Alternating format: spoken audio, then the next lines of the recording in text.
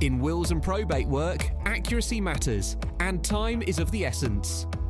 Designed for UK private client law firms, Leap's all-in-one legal software automates wills, probate and estate administration, supporting compliance and growth without increasing overheads. Learn more at leap.co.uk. You're listening to the Today's Wills and Probate podcast, one of the leading sources of information for the wills and probate sector. Don't forget to subscribe and sign up to our free newsletter at todayswillsandprobate.co.uk and follow us on LinkedIn and Twitter. Hello, welcome along to the latest Today's Wills and Probate podcast. I am delighted today to welcome onto the podcast Jennifer Coupland, the CEO of CILEX. You've been in post now for, what, year, 18 months, Jennifer?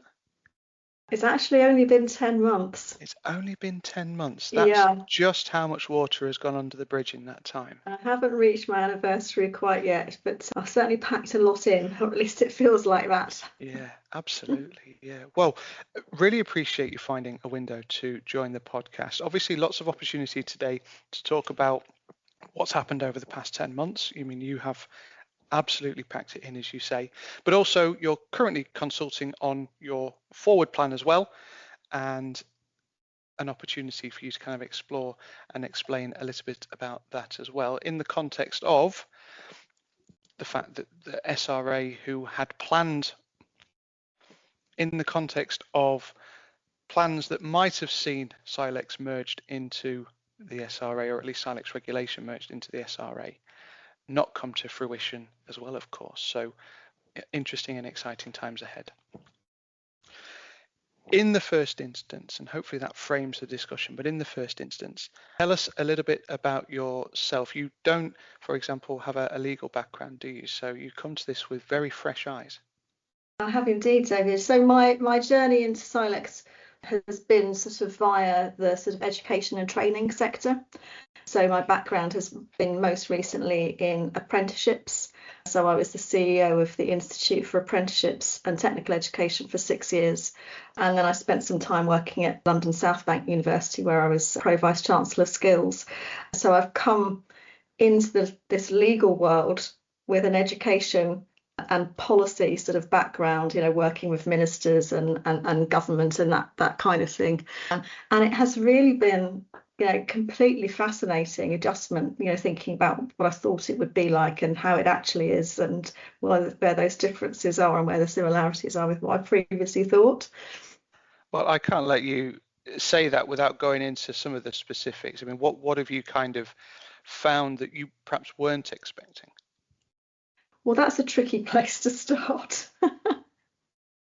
So I think I'll start with the things I was expecting. I was expecting it to be quite serious. I was expecting it to be a really important sector, you know, both for, you know, justice and for the economy. So all those things, you know, are absolutely true. I had thought that it would all move a bit more slowly than it does. So it has surprised me that actually when things need to happen in the legal sector, they really can. I think one of the things more culturally, though, that sort of surprised me is the sort of kind of nature of the debates, I think, in the legal world. I thought coming into this from my previous background, I was expecting a very sort of dignified and respectful sort of tenor to the debate, where people would have, you know, quite respectfully delivered arguments and people would agree to disagree and all that kind of thing. Actually, it's much more brutal than that in certain places, and it can be quite a tough environment, I think, as well. So that's been a bit of an eye-opener for me. That's certainly not what I was expecting. I look at our community of readers, and listeners will be aware we have today's conveyancer, today's wills and probate, today's family lawyer. They all have quite unique characteristics as well. And I have a lot of sympathy for organizations like yourself, who are really trying to coordinate and cajole and encourage these very disparate kind of communities to come together and to support access to justice. It is an absolutely fascinating profession, isn't it? I was going to say industry, but it's a profession really, isn't it? Absolutely agree with you. Yeah. It has been a whirlwind 10 months that we alluded to at the start. And of course, the context behind that is that, I mean, pretty much as you were appointed, the Mazur kind of decision was made initially. And of course, there was sort of all the appeal and fallout thereafter. We'll come on to that. But I guess now you've been imposed for a period of time. What are your thoughts on the place and role that CILEX plays in the legal community? Well, I think probably I should first acknowledge that it has been a really, really tough 10 months for some of our members. The CILEX community has definitely been in the spotlight through this, and many of them have really been put through the ringer since the Mazur judgment, which did indeed happen 16 days into my tenure as CEO. 16 days. Day 16, wow. Yes, I'll never forget it. So I think the community, I think some are still feeling quite bruised by all of that. But the really positive thing, obviously, is that we did take the case to the Court of Appeal, and we did demonstrate that our interpretation of the law on the conduct of litigation was correct. So it was great to get that support. So people have been feeling very buoyed, I think, by that. I was reflecting the other evening on, what the narrative would have been like had we not been successful in the Court of Appeal, and that would have just felt very, very different right now. So we've certainly found a place now where we are suddenly much better known as a result of all of this, which is obviously something as CEO of CILEX that I will want to capitalise on.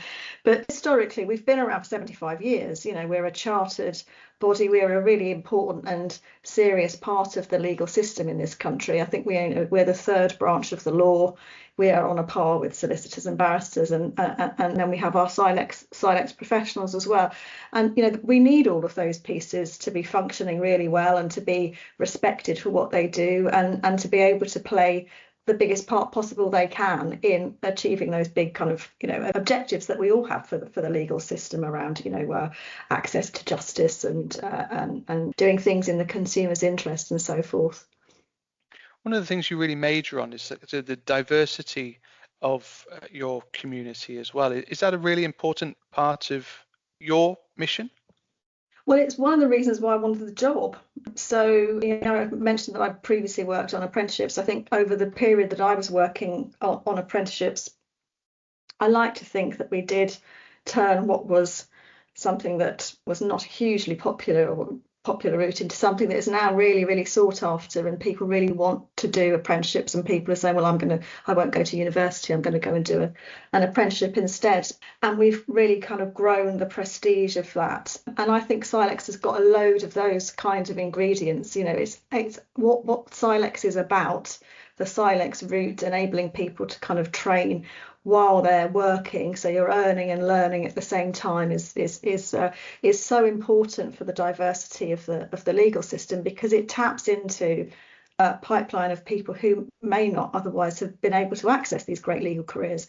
And I think we're all agreed that we want a legal system that better represents the people that it serves. And so we've got to find a way of growing these great routes so that more people can take them, and we can build that diversity and that inclusivity in the legal sector.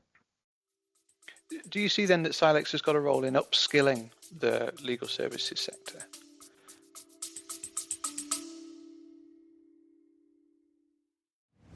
PLG, the leading service provider to the legal sector, specialising in property valuations, sales and maintenance for probate, trust and court of protection matters across England and Wales. Find out how we help firms mitigate risk and better serve their clients. Contact us today at info@theplgroup.co.uk.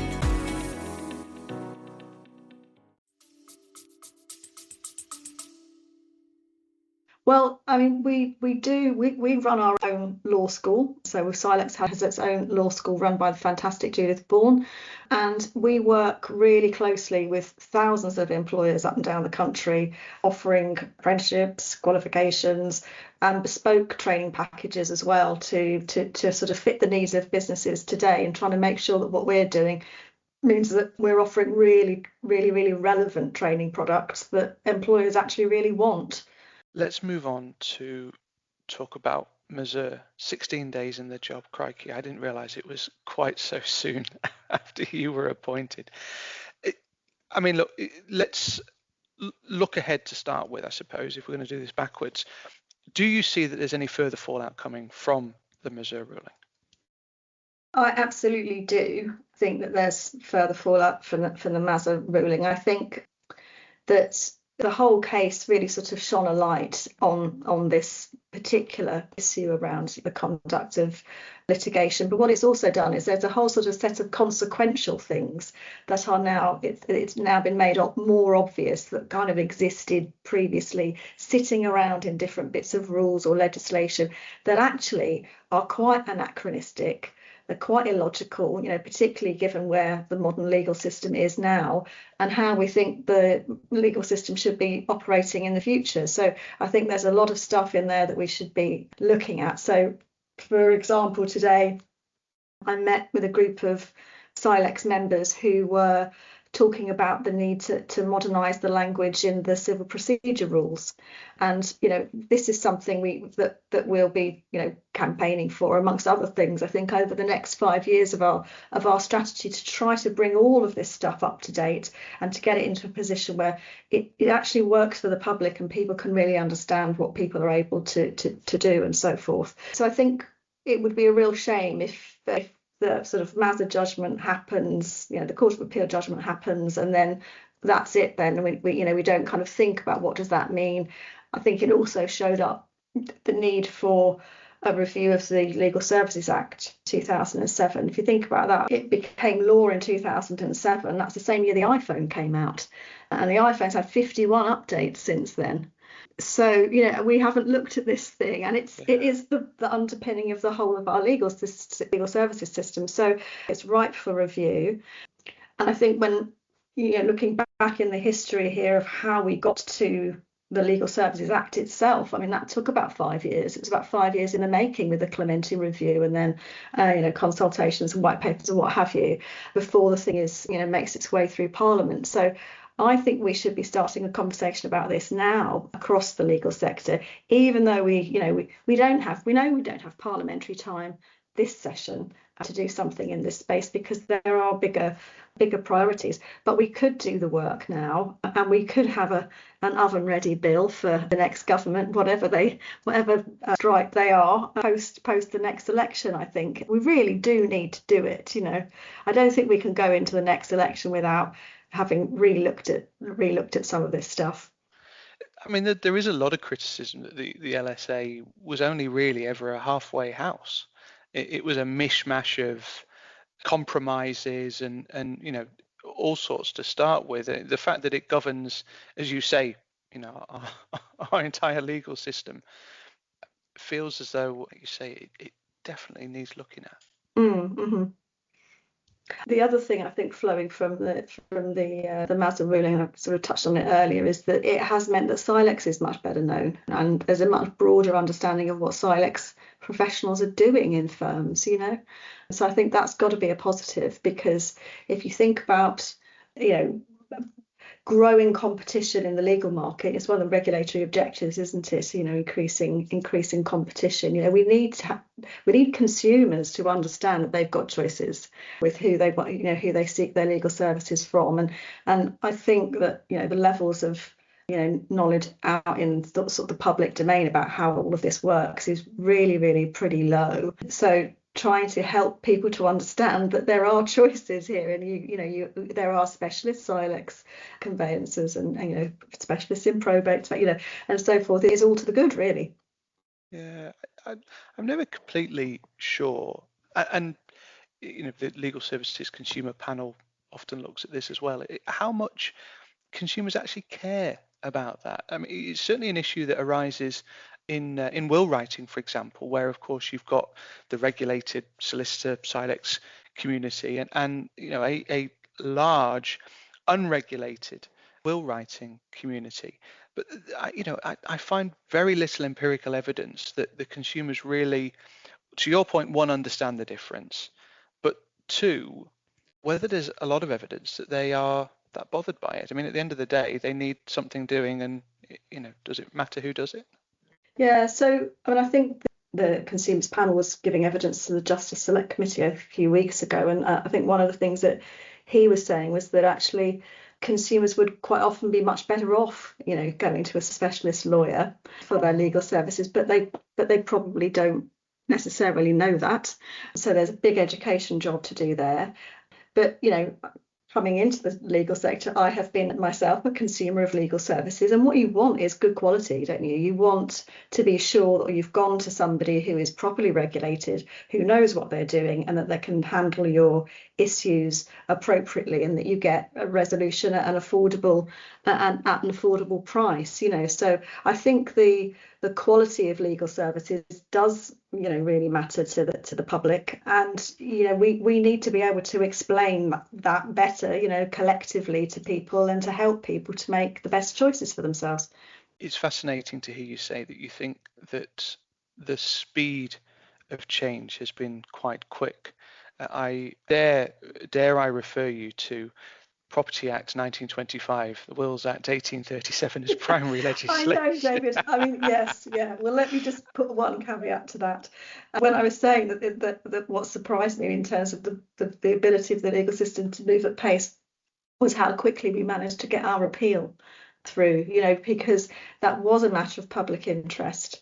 And because we were able to demonstrate that there were real world challenges happening in courts, in local authorities, in law centres networks, we were able to demonstrate that the courts did really move very quickly. They expedited that appeal. So they can, that can happen. But then, of course, as you say, we have things that have been sitting on the statute books since, time immemorial, which, I'd love to see things like cohabitation looked at, but the challenge, and I sort of alluded to it at the start, the challenge is that each of these areas of law have got so many things that need to change. I mean, we're awaiting a government output on home buying and selling consultation.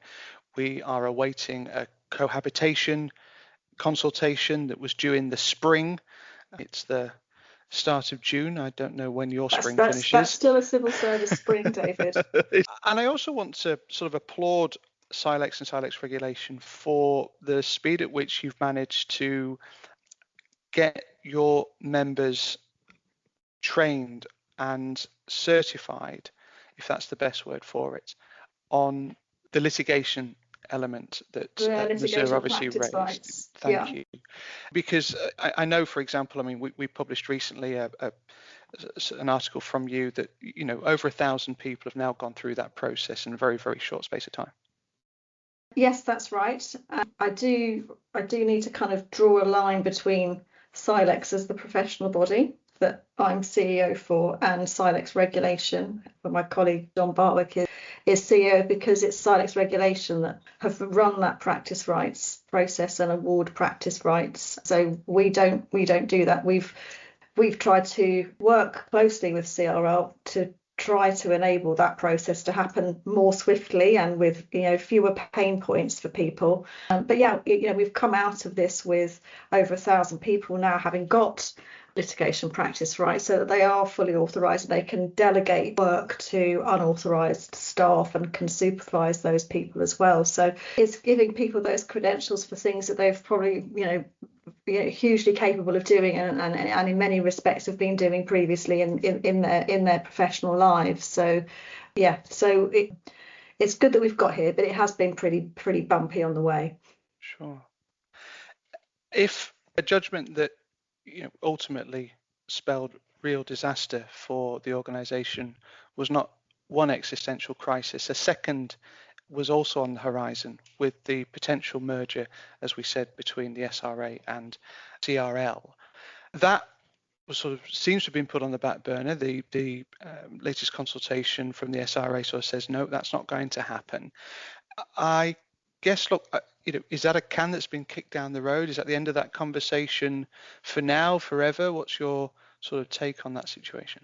Yeah, so I mean, as you've mentioned, CILEX and the SRA have been in quite advanced discussions about redelegation and de-delegation of CILEX's regulatory responsibilities. But with Sarah Rapson joining the SRA, coming in as the new chief executive, me coming into CILEX as the new chief executive, we're both looking at, what do we need? What are the priorities for our organisations? What do we need to do now to get our organisations on a much better footing? Sarah's got huge challenges at the SRA, and I think we both came to the conclusion that to make that change at this particular point in time, given the environment within which we were going to have to do that, was just going to take our organisations away from sort of the key priorities that we have for our individual organisations. But we absolutely remain committed to having our members regulated in an effective way, in a proportionate way, to have a regulator that is responsive to their needs and working in a system where we can design out any kind of unnecessary duplication, and to have a system that is much more value for money. So we are still looking to streamline regulation going forward. That certainly continues to be our ambition. So it's not a case of that we're just closing down the conversation about what does good regulation look like in this space. 70% of CILEX members work in SRA regulated firms. They're subject to lots of regulation. Coming to this world fresh, there's got to be a better way of doing this, right? So I think we do want to kind of continue to explore that. Yeah, you probably answered my next sort of question then. So you see that there's scope for collaboration between the two organisations? So you mean between CILEX and the SRA? I think there's a need for much greater collaboration across the whole of the legal services sector. I think one of the things, that the Mazur case showed up is that professional bodies and their relevant regulators have not collaborated effectively hitherto, and we've had different bits of guidance on different topics and people have been completely confused. So I do think that there's a lot more scope for more collaboration. I think the Legal Services Board agree with me on that one as well. Let's move on to the third part of the discussion. You'll be pleased to hear that we're nearing the end of the time that we have together, but as we said at the start, you're currently consulting on future plans for CILEX. We've obviously just been discussing the fact that there is going to be a future for CILEX. What are your key priorities over the course of the next 12, 18 months, 5 years, 5 years? Yeah, so I think this is a really exciting time now for CILEX, because we've been doing a lot of work informally with our members, with external stakeholders, our own board and our staff as well, to kind of get everybody's views feeding into what do we need to be doing and what do we want to achieve over the next sort of 5-year term. And we've got sort of 4 big strategic goals that we're sort of talking about. The first is around building that really proud professional community, and we've already got so much in that space. But thinking about from our members' perspective, why do you want to be a CILEX member? Why do you want CILEX to be your professional body? What are you getting out of that? What's the sort of offer for members, and how do we help the wider public kind of understand what CILEX is all about and what that route means? So that's the first part of our thinking is about that professional community. The second kind of big objective is around providing excellent education for a growing profession. So there's 2 big bits in there. There's the whole kind of piece around what is the training and qualifications offer that we need to have for CILEX professionals going forward, particularly now as things are changing so rapidly with AI. How do we future-proof that? How do we make sure that people are being trained with the skills that employers need their people to have for the future? But the other part is that thing about growing. I'm really ambitious for CILEX. I think we've got a really bright future, and I think thinking about the diversity piece in particular, we could make such a big difference to legal services. But we're currently only 17,500 members. Each of those individuals is an agent for change in the legal services world. but we need more of them. And so working out how we're going to kind of really grow that profession and really make it into something where it can realise its ambitions, realise its potential. So that's really important to me. And then the sort of third leg of the stool really is about driving change. So it's that sort of policy facing stuff. It's the, what things do we think need reform in the system, and making the case for that. I have as you know, a sort of policy background, so I'm used to kind of working with ministers and government and key opinion formers and so forth. So using that to sort of make a case for change where we think that's important, and elevating our profile, just getting us much better known so people understand who we are. And you're not the only CILEX person in the firm and having to explain what it is every time anyone sees your credentials. So that's really, really important to me. You mentioned AI in there, and there's a huge amount of kind of stuff that's happening around that. Interesting to hear you say that you really feel as though practitioners need a lot of support and guidance around that. I think one of the things I see from organisations like yourself, from the SRA, from the Law Society, Bar Standards Board, whoever it might be, is there is a real drive to share guidance and share information, and I'm sure it's hugely appreciated by practitioners, but I'm not always completely convinced that there's a coordinated effort around it. That, for example, I know the Bar Standards Board have just put out an AI guidance document. How much of that could be repurposed for CILEX lawyers, for the sake of argument, so that we have a more joined up, coming back to your point about collaboration, that we have a more joined up approach amongst the regulators and the membership bodies towards some of these really critical issues that impact practitioners who, as you say, CILEX lawyers in SRA regulated practices, CLC lawyers in SRA regulated practices, CILEX in the CLC, that sort of dynamic. Yeah, I think it's a really good point. And I think it goes back to my call really for a real kind of cross-sector collaboration about some of the big issues that we need to tackle here. So, between now and the next election, if we're working on, Legal Services Act 2.0, we are going to have something in there, aren't we, about AI and what it means to operate in an AI-driven environment. I think we have got lots of very, some great, really well-intentioned stuff going on at the moment, but it does feel like everyone's doing it in their little silo, and they're all having their own little thoughts about it. And actually, I think there's a trick being missed in terms of that coordination across the sector altogether to try to move forward and think about, what does this mean for, big city law firms doing kind of international M&A versus high street firm doing conveyancing. What does it mean, and how do you make sure that you're the right side of the line with ethics, and you're thinking about, the fact that there's always going to be a person behind the AI. The AI is not the lawyer.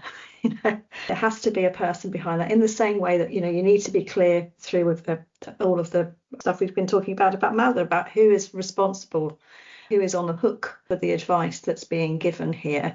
And it isn't the AI tool, it's the person who's using the AI tool and is instructing it. So we've got to work our way around all of that, and I think doing that as a collective and trying to get a bit more alignment would be a very, very wise thing to do.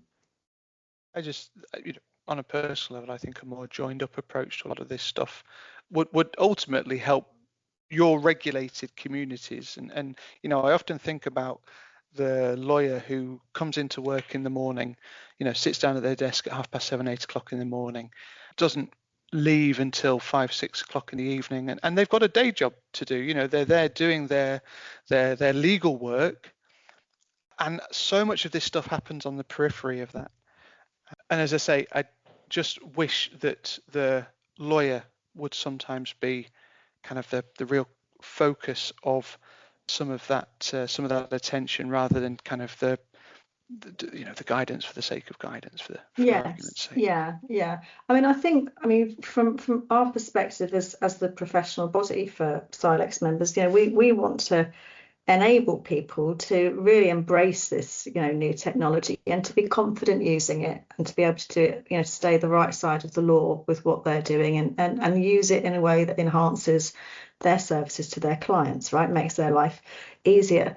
My colleagues in CRL are the regulator. They will produce guidance on what is appropriate to do and what isn't appropriate to do in this circumstance. So I see that as a complementary piece. But you're absolutely right. For a lawyer, let's say it's a CILEX, property lawyer sitting in an SRA regulated firm, where are they looking, we kind of need to make it centric, don't we, for them, so that it's easy for them to do the right thing in this space, as easy as possible. We could keep talking for much of the rest of the day, but it's as much as we have time for on the podcast today, Jennifer. I know that you're very keen for the community to engage with the consultation, aren't you?